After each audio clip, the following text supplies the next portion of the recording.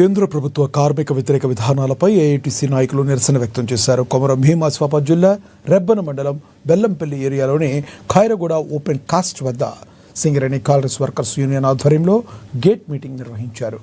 కేంద్రంలోని మోడీ ప్రభుత్వం కార్మిక చట్టాలను బలహీనపరుస్తూ 29 చట్టాలను 4 కోడ్లుగా మార్చి కార్మిక వర్గాన్ని ఇబ్బందులకు గురి చేస్తుందని AITC general secretary Korimi Rajkumar విమర్శించారు.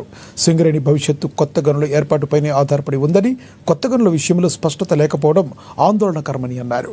కోయగూడెం, సత్తుపల్లి బ్లాకులను ప్రైవేట్ సంస్థలకు దారాదత్తం చేయడాన్ని ఆయన తప్పుపట్టారు. సింగరేణికి రావాల్సిన గనులను సింగరేణికి కేటాయించాలని వారు డిమాండ్ చేశారు. తెలంగాణ ప్రభుత్వం ఏర్పడిన తర్వాత ఎవరి స్వార్థం కోసం వారే బొగ్గు బావులను జెన్కో కంపెనీకి అప్పగిస్తున్నారని, తాజాగా తాడిచేట్ల 2 గనిని కూడా జెన్కోకు అప్పగించే కుట్ర జరుగుతుందని ఆరోపించారు. మ్యాన్ పవర్ ఎక్సెస్ ఉన్నారు, బావులు తగ్గినాయి, ఇక భవిష్యత్తులో బావులు రావు. కాబట్టి దీన్ని ఏం చేయాలి? మేము మేనేజ్మెంట్ ఒకటే అడిగినాం. మనమేమో చిల్లర కొట్టు కాదు. మేనేజ్మెంట్ అనేది ఒక ప్రాజెక్ట్ ప్లానింగ్స్ ఉంటాయి. ఒక 10 ఏళ్లకు మన యొక్క ప్లానింగ్లు ఉండాలి. అలాంటప్పుడు వీళ్ళ దగ్గర నుంచి దరఖాస్తులు ఎందుకు తీసుకుంటాం? ఒక్కొక్కడు సంవత్సరం 9 నెలలు 10 నెలలు ఉద్యోగాలు లేకుండా ఇంట్లో పెట్టి నువ్వు ఎందుకు కూర్చుని పెట్టినావు? కాబట్టి వాళ్ళ మెడికల్ బోర్డు పిలవండి, పిలిచి బరాబర్గా మీరు చేయాలని చెప్తే 2-3 సార్లు పిలిచిండ్రు. ఎంత చేస్తా ఉన్నారు? మనం ఏం చెప్పినా 5%, 10%, 20%, మన 29% పిలిచింది. మిగతా వాళ్ళందరికీ సర్వే జల్ల మందులు ఇస్తే అలా మైనింగ్ ట్రేడ్స్మెన్లకు అదేదో వాళ్ళ సూటబుల్ ఎంప్లాయ్మెంట్ అది జరుగుతూ ఉన్నది. అంటే నేనేమంటానంటే ఏఐటీసీని బదనాం చేయడానికి అసలు నేను ఒక మాట చెప్తా, మీకు గుర్తుపెట్టుకోండి. 98లో ఎన్నికలు జరిగినాయి. ఎందుకు జరిగినాయి వదిలిపెడదాం.